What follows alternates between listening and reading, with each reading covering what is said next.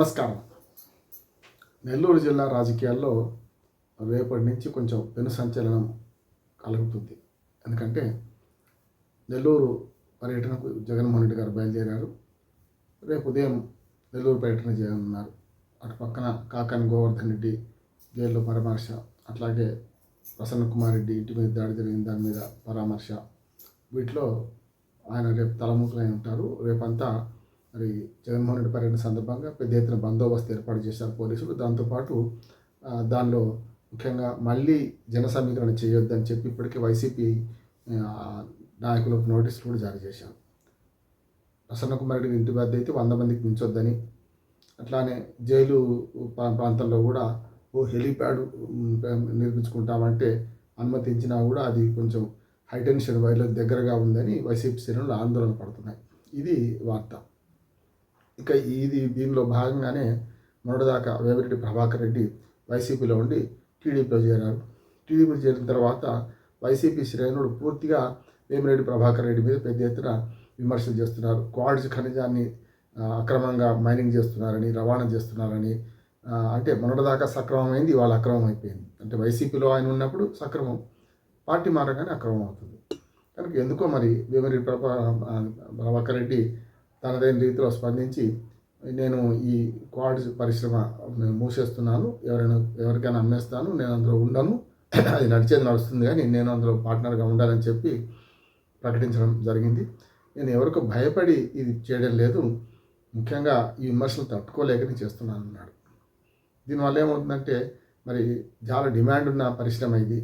100 మంది వ్యాపారం చేసుకుంటున్నారు క్వాడ్స్ ఖనిజం మీద మన నెల్లూరు ప్రకాశం జిల్లాలో. అటువంటప్పుడు నా ఒక్కడి మీద విమర్శలు చేస్తున్నారు, అనవసరంగా నేను బాధపడుతున్నాను, ఇది మంచిది కాదు, నేను ఈ వ్యాపారం మూసుకుంటే నాకు నష్టమేం కాదు, ఇంకా చాలా ఉన్నాయి వ్యాపారాలు అవి చూసుకుంటా కానీ ఇది చేయలేడని మాట్లాడుతున్నారు. సరే చూద్దాం ఏం జరుగుతుందో. కానీ రేపటి పర్యటన మాత్రం గతంలో జగన్మోహన్ రెడ్డి పర్యటించిన ప్రాంతాల్లో మరి జరిగిన అలజడులు కానీ, ఆందోళనలు కానీ, జన సమీకరణ కానీ ఇవన్నీ కొంచెం ప్రభుత్వానికి ఇబ్బంది పెట్టినాయి. ఇప్పుడు అట్లాంటివి జరగొద్దని, గతంలో మనకు జగన్మోహన్ రెడ్డి హెలికాప్టర్ కూడా అంతమంది అక్కడికి రావడం వల్ల ఒక రకంగా కొంత డ్యామేజ్ అయిందని, అటువంటిది మళ్ళీ జరగకుండానే చర్యలు తీసుకుంటున్నామని ఇటు పోలీసులు చెప్తున్నారు. ఏమైనా సరే మేము తిరగకూడదా, తిరిగితే మీకేమో నష్టం, జగన్మోహన్ రెడ్డి పర్యటన ఎందుకు భయపడుతున్నారు అని వైసీపీ శ్రేణులు ఇటు పక్కన టీడీపీని, ఇప్పుడున్న కూటమి ప్రభుత్వాన్ని విమర్శిస్తున్నారు, అడుగుతున్నారు, డిమాండ్ చేస్తున్నారు.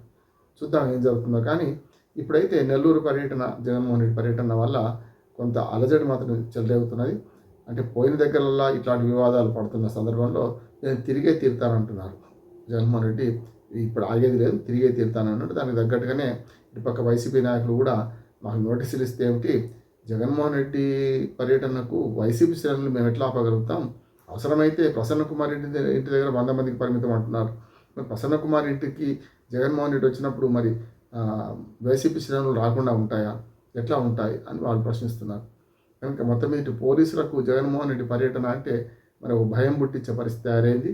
మరి ఇప్పుడైతే ఎక్కడికి జగన్మోహన్ రెడ్డి తిరిగిన ఆయన అభిమానులు కానీ, వైసీపీ పార్టీ శ్రేణులు కానీ పెద్ద ఎత్తున తరలడం వల్ల కూడా మరి అక్కడ శాంతి భద్రతలు కానీ ఇతరత్ర ఇబ్బందులు వచ్చే అవకాశం ఉందని ఇటు పోలీసులు కూడా చాలా జాగ్రత్తగా ఉంటున్నారు.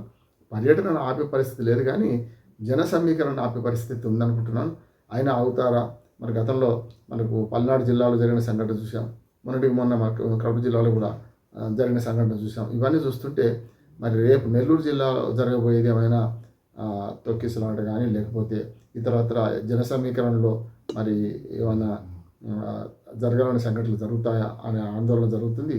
చూద్దాం ఏం జరుగుతుందో. పోలీసులు మాత్రం ఇప్పటికే వైసీపీ శ్రేణులకు నోటీసులు ఇచ్చారు, మీరు పోవద్దు, అవసరమైతే గృహ నిర్బంధం కూడా చేస్తామనే వార్నింగ్ కూడా ఇచ్చారు. కనుక చూద్దాం ఏం జరుగుతుందో. జన సమీకరణ చేయకుండా ఉండాలనే మాట మాత్రం వాళ్ళు చెప్తున్నారు. ఈ దశలో వేమిరెడ్డి ప్రభాకర్ రెడ్డి తన క్వాడ్ పరిశ్రమకు సంబంధం లేదని ప్రకటించడం కూడా మరొక ఆందోళన కలిగించే అంశం అని అనుకుంటున్నారు.